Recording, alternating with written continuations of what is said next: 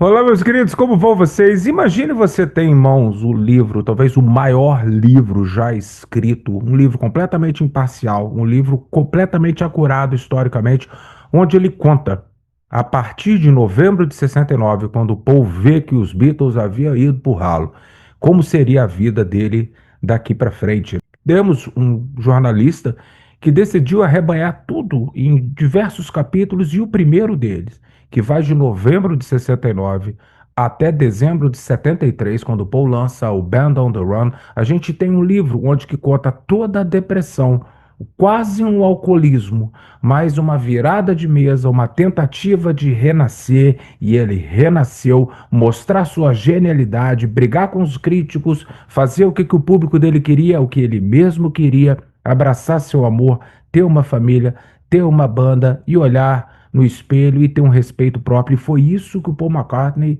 conseguiu fazer entre 69 e 73. Foi a grande saga da vida dele, talvez o período mais importante, onde ele renasceu. Isso tudo está no livro McCartney, O Legado, que a Belas Letras vai lançar, já está em pré-venda, e eu vou contar muita coisa do livro para vocês e vou contar também dos discos e compactos que foram gravados nesse período de 69 até 1973. Você se prepara aí que a história é muito boa. Meu nome é João Moura, isso aqui é Beatles School, vamos lá.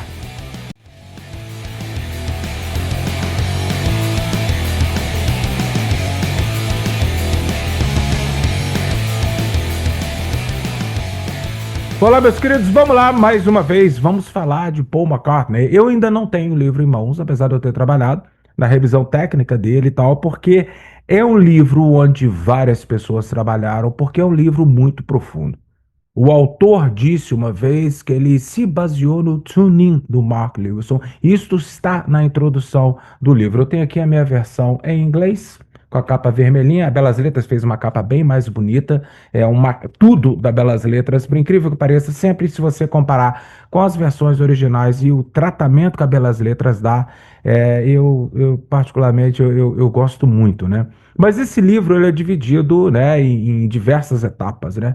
A parte introdutória dele eu acho muito interessante, que o autor vem e ele conta. Eu me baseei no tuning do Marco Lewison por causa de uma coisa muito importante, que é muito importante para o fã, e também para você ter um completo conhecimento histórico e cronológico da coisa. Ele falou, mesmo que a gente saiba das consequências de alguns atos, e essas consequências aconteceriam dali a 10 anos, 20 anos, 50 anos.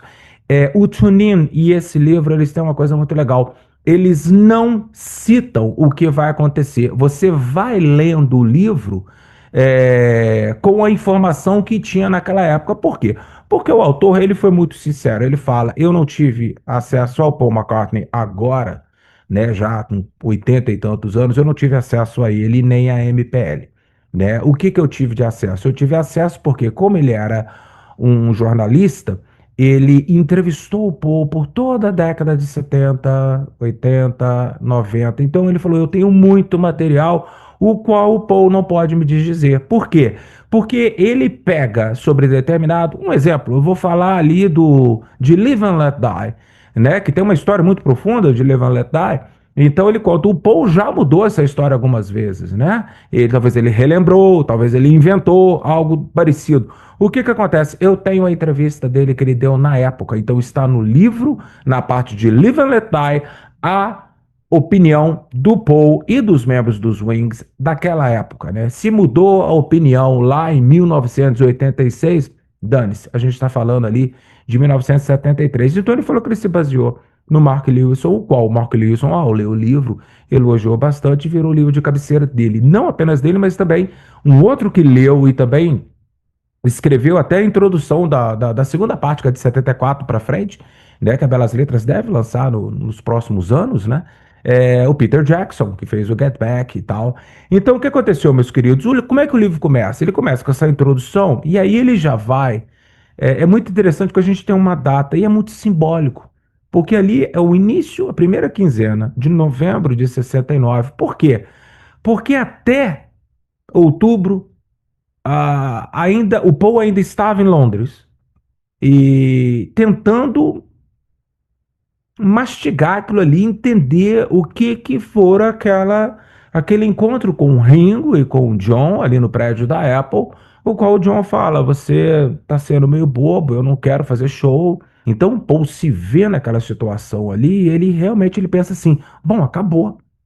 E aí é neste período que o Paul vai para Escócia, onde que ele fica na sua fazenda em High Park. E é nesse período o livro começa com aquela história onde que dois jornalistas vão atrás do Paul porque estava ali falando e tal, e principalmente depois do lançamento do Abbey Road, do qual o Paul atravessa descalço, de que ele tinha morrido em 66 no acidente de carro, aquele terraplanismo bitomaníaco que a gente fala, né, que aconteceu. Então o Paul meio que teve que provar que estava vivo e tal. Primeiro ele manda lá os jornalistas pro meio do inferno e tal, mas aí a Linda fala com ele: olha, vai atrás, os caras vieram aqui, vai pegar mal para você. Então o Paul vai e faz um acordo com eles: ó, eu deixo vocês me fazer algumas perguntas, mas vou embora. E as fotos a Linda vai tirar e eu mando para vocês no envelope que ele mandou. Então assim o Paul, ele se despede daquele mundo Beatle, porque ali ele começa a entender. Mas o livro continua, porque quando a gente tem a virada do ano, ficou acordado ali que ele tinha que gravar algumas coisinhas para o álbum que eles decidiram que se chamariam Let It Be. Então havia necessidade de gravar a música I'm Mine. Então o Paul vai, e o livro explica tudo direitinho, mais até do que o livro de luxo que veio no Let It Be, né? Onde que explica ali as gravações ali em janeiro de 70. Então o livro ele vai. E o livro ele tem uma coisa, eu espero que a minha câmera pegue. Deixa eu ver se não vai atrapalhar. O livro tem esses quadrados aqui, esses quadrados, e esse quadrado é ficha técnica, de que foi gravado naquele dia. É tipo um tuning misturado com Beatles Recording Sessions, também do Mark Lewison, colocado tudo junto, né? E ali você tem, por exemplo, a criação das músicas que viriam. Então eu vou conversar com vocês agora. Eu vou passar rapidamente por cada álbum, tá, meus queridos? Então você tem todo ali. Tem um capítulo que chama Entering Tony Martin, né? Que era Billy Martin, desculpa, Tony Martin é do Black Sabbath. Billy Martin, que era o apelido que o Paul se deu para ele poder boocar ali Abbey Road, né? Que chamava EMI Studios na época, para ele poder gravar algumas músicas. E é muito interessante você ver o processo. O jornalista, o autor, que é o Alan Cousin e a Adrian Sinclair, eles vão tão a fundo e eles tiveram acesso a esses tapes, então eles mostram as demos, eles comentam de cada demo. Então, quem tem bootleg, você vai ter um livro de referência para tudo que você sempre teve, que para mim foi assustador. Eu tenho uma coleção de 30 CDs chamado Momax Hidden Tracks, o qual hoje eu tenho, assim, depois de ler os dois capítulos, né? Lembrando, às vezes, vou lançar só o primeiro, de 69 a 73. Eu sei de onde que aquela demo foi tirada. Entendeu? Onde que ela foi gravada, se foi gravada na Escócia, se foi gravada em Abbey Road, que ele bucou ali. Tinha um estúdio também chamado Morgan Studios, tinha o Delan Lee Studios, onde que o Paul costumava ir e tal. Então ele mostra também que o McCartney não é um álbum assim tão simples, né? O Paul trabalhou muito em cima dele. Eu sei que só ele trabalhou no álbum, né? A Linda fez um back vocals ali e tal. Mas, por exemplo, músicas que a gente acha que é extremamente simples, como The Lovely Linda, que abre o álbum, né? Você vê que o Paul foi fazendo overdubs ali. Ele colocou baixo, ele colocou um outro violão. Então não é o Paul tocando violão e a Linda abre a porta e eles começam a rir, não. Então ele vai contando que o Paul gostou daquele tape. E aí no dia tal, aí tem a ficha técnica, aí ele coloca o overdub e tal. Ficha técnica, a qual a gente não tem nem na versão de luxo do álbum McCartney, que foi lançado já tem pelo menos uns 10 anos, né? Onde que você olha ali e tal, não tem tanta informação igual tem aqui. Por quê? Porque ele se baseou em entrevistas com o próprio Paul e com a Linda naquela época, né? Então,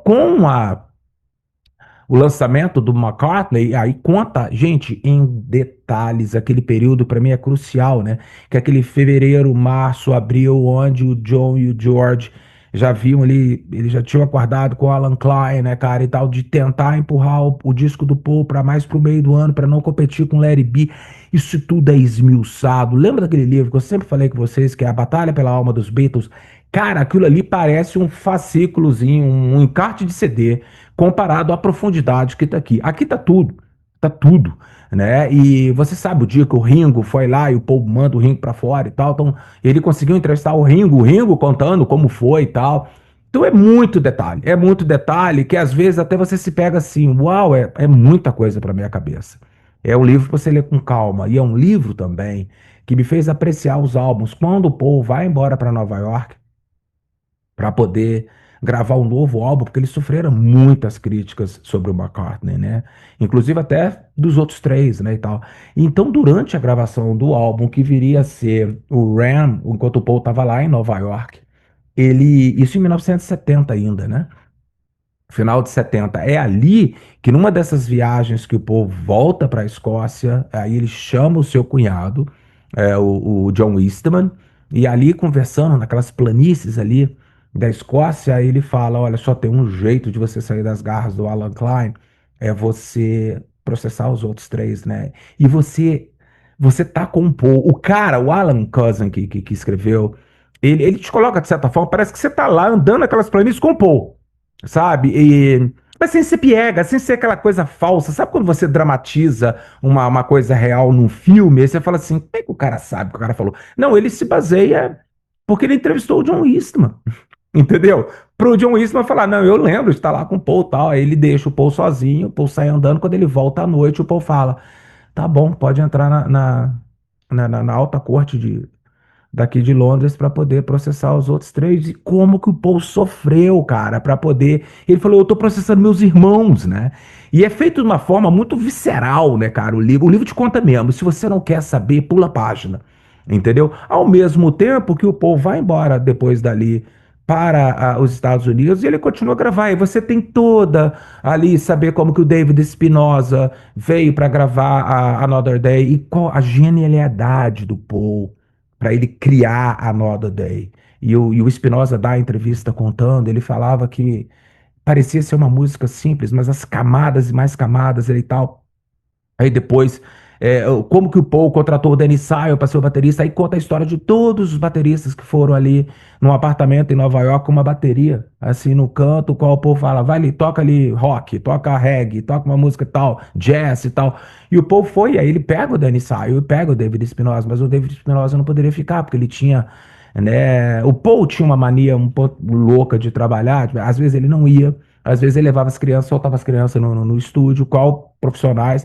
Aí são substituídos músicos, né, e tal. Então tem toda a gravação do Ram, tem o problema porque a EMI, ela queria que o Paul lançasse um single, ele não lança Maybe I'm Amazed como single, que poderia ter ajudado até nas vendas do McCartney e tal, mas vendeu bastante. Era outro período, meus queridos, onde que um disco do Paul não foi tão bem assim, tá? Chegou em segundo lugar, sabe? É aquela coisa assim, era outra época. Então conta toda a história do Ram e conta também da do porquê do John e o Paul, daquela briga por causa de How Do You Sleep no álbum Imagine, ele conta bem como que o Paul ficou mal, né? Ele ficou mal primeiro com a entrevista que o John deu para Rolling Stone no final do ano de 1970, né? O que o Paul foi um gatilho para o Paul processar os Beatles. Ele falou: ah, é isso que você acha de mim? Então vai para o inferno, você não é meu amigo porra nenhuma. Entendeu? Esquecer isso. Então o Paul vai e a necessidade dele de trabalhar com outros músicos e fazer jams e tal, o qual o David Espinosa não curtia muito, né, cara? Mas ele viu que o Danny Syle curtia. Então aí ele vai, redescobre o Danny Lane, então ele conta toda a história e tal, e de como eles gravaram o Wings Wildlife. Gente, conta até entrevistas com o Danny Syle, com o Danny Lane, deles irem nesse local aqui, que é perto, nos arredores de Londres, não é muito longe de Londres, para tirar foto, entendeu? E aí segue. Conta toda a história do Wildlife, por que, que o Paul quis um álbum tão simples assim, mas você vai ver que o álbum nem é tão simples assim. E aí vai, ele começa a fazer umas pequenas tours, né? E na época do Wildlife, ele comete umas loucuras, né, meus queridos? Ele lança alguns singles na época do Ramp aqui, mas o mais importante aqui que eu acho para trazer para vocês é uma história mais profunda desses três singles que eu trouxe aqui para vocês. Um é de Give Ireland Back to the Irish, o qual esse disco, para mim, é importante que ele faz o John e o Paul serem amigos novamente, ali em 71, né? Os dois, por causa do que aconteceu na Irlanda, eles voltam a ser amigos. E aí, essa música é proibida e tal, o Paul fica puto. E a resposta do Paul foi Mary Had a Little Lamb, que jamais apareceu num vinil do Paul, nem lá em 78, quando foi lançado o Best of Wings, lá, Greatest Hits, alguma coisa assim, foi colocado. O Paul quis esquecer esses dois singles, né? O Give Ireland Back to the Irish e também. Só que você tem páginas e mais páginas de reviews da New Music Express, da Melody, de tudo quanto é jornal, da Rolling Stone, criticando o Paul, ou elogiando ou criticando. E ele tentando acertar o tempo todo. Até ele traz High, High, High, que é uma música que parece ser simples, mas o homem custou para gravar ela, porque ele queria ela muito suja. Então, assim, ele traz o, o McCulloch para poder tocar, o guitarrista irlandês, aí ele forma os Wings, ele sai em turnê, aí tem toda aquela história do ônibus dele saindo, viajando ali em 1972 e tal. E agora, como a gente tem aquele disco que foi lançado há pouco tempo agora, que você tem assim, essa primeira parte dos Wings, tudo gravadinho e tal, com som bacana, é do caramba.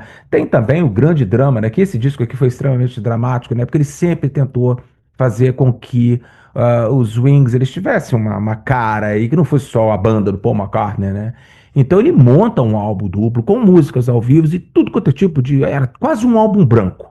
Com umas pitadas, eu tô falando em relação a ser muito eclético, sabe? E com algumas pitadas de músicas ao vivo ali, como I Would Only Smile e tal. E aí ele coloca aquilo tudo ali, mas aí, cara, ele começa a ter problema com quem? Com o produtor que ele contratou para fazer esse disco, seria o Red Rose Speedway, que era quem? Glyn Johns, né? Mas ele acaba. Pô, o Glyn Johns fala, ele é um bando de maconheiro, um bando de maluco, tudo muito errático, as gravações muito erráticas, acaba que o Glyn Johns sai fora. Ele ajuda no Paul nas gravações ali de High, High, High, depois ele fala, ó, já deu e tal, e o Paul termina o álbum. Quando o Paul termina o álbum e entrega pra gravadora, eles falaram, nem a pau a gente vai lançar. Você não tem essa moral toda ainda, né?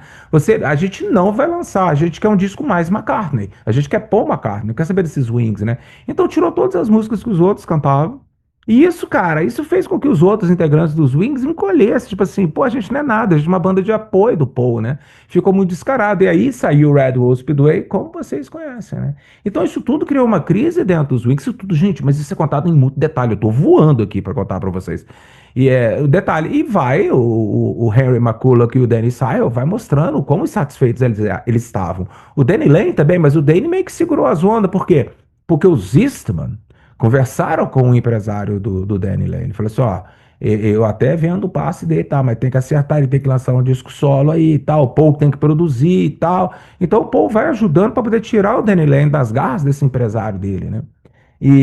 Mas a banda ganhava dinheiro fazendo tour, e o Paul fazia as tours e tal, um local pequeno, então longe desses estádios que teria lá em 76. No meio disso tudo, o Paul decide, mais uma vez, um disco foi gravado em casa, o outro foi gravado em Nova York, o outro foi gravado em um monte de lugar, e o Paul pensou o seguinte: não, eu acho que o próximo agora eu vou para África, né? Eu vou para Lagos, na Nigéria e tal. Mas aí ele estava com muito problema com o Danny Syle e com o Henry McCulloch, os dois saem. O Danny Syle sai no dia de embarcar, né? E é muito interessante que eu não sabia a profundidade do problema do Henry e nem sabia que o Paul permaneceu em bons termos com o Henry mesmo. Eles foram numa reunião ali na MPL e o Paul falou assim: olha, tá aqui a grana, você não quer mais tocar comigo? Mas eu tenho uma grana para te dar e tal, pá, o Henry aceita e tchau. Lógico que as entrevistas com o Harry e com o Danny, saiam, eles falam, porra, foi uma das piores decisões das nossas vidas. A depressão que os dois ficaram, por quê? Porque o Paul vai lá para lá, aí você tem toda a história do Ginger Baker, do Fela Kuti, como que o Paul quase morreu um dia que ele passa mal lá e tal, o dia que ele foi assaltado. Gente, mas isso é contado, é de detalhes, são páginas e mais páginas com detalhes e tal, até ele vir com o Band on the Run, entregar para a EMI, falei, esse aqui é meu álbum. Só que o livro acaba aí, né? Eu já comecei lá, já terminei de ler de 74 até 80, né? O segundo livro ele termina quando o John morre, né? Então, eu acho que, se eu não me engano, eu posso estar errado, mas serão 4 livros. Então, é algo, meus queridos, desculpa, eu não gosto de falar isso, mas é algo definitivo. Eu vou morrer falando, entendeu? A Beatles, desculpa, já até acabar, que eu vou continuar falando o seguinte: o Tunin o material, é o documento definitivo daquele período dos Beatles em Liverpool, Quarryman, Hamburgo, início da carreira, gravação de Love Me Do e da música Please Please Me. Aquilo ali, tudo tá ali. Eu acho, sinceramente, quando eu leio o Anthology, quando eu leio qualquer outro livro do Bob Spitz, do Hunter Davis, de quem for, eu fico assim, até do Philip Norman. O Philip Norman, quando ele fez a biografia do George Harrison, com a qual eu trabalhei, eu vi que a infância do George Harrison ali, que ele conta até os Beatles estourarem, eu falei, ele bebeu no Tuning. É impossível. E eu garanto para vocês, qualquer biografia do Paul McCartney daqui para frente, porque né, a gente tem décadas e décadas ainda para falar do Paul, eles vão vir. Vai ser livro de referência. É o livro que você precisa ter. Eu não estou falando porque eu trabalhei nele, mas é um livro de referência. É um livro que, quando você tiver alguma dúvida sobre como foi gravado o Ram, quais os singles que saíram, qual a situação, qual o contexto, vai ser nesse livro que você vai encontrar todo esse material. Então, esse é o McCartney, o legado, a primeira parte, 69 até 73. Você que é fã do Paul McCartney, não precisa ser fã meu, mas você pode cair de cabeça, porque eu te garanto que vai ser o grande livro da sua vida. Belas Letras já está em pré-venda. Você pode ir lá, se você quiser ganhar 10% de desconto, você pode digitar lá Beatles School com S só no ato da sua compra, você vai ter um descontinho ali e tal. E não deixe de comprar, não deixe de ler, não compra e enfia na prateleira, não. Compra, caia de cabeça e faça um exercício que eu fiz, que eu adorei. A cada época do livro que estava falando determinado álbum, eu escutava o álbum o tempo inteiro para poder entrar naquele mundo ali, porque hoje eu tenho conhecimento profundo de cada música do McCartney, do Ram, do Wildlife, do Red Rose Speedway e do Band on the Run. A gente sabe a origem, porquê, onde foi feito o overdub, o que que ele tirou, onde é que ele mudou, o que que ele colocou. É simplesmente fenomenal. Queridos, um grandíssimo abraço para vocês. Tudo de bom.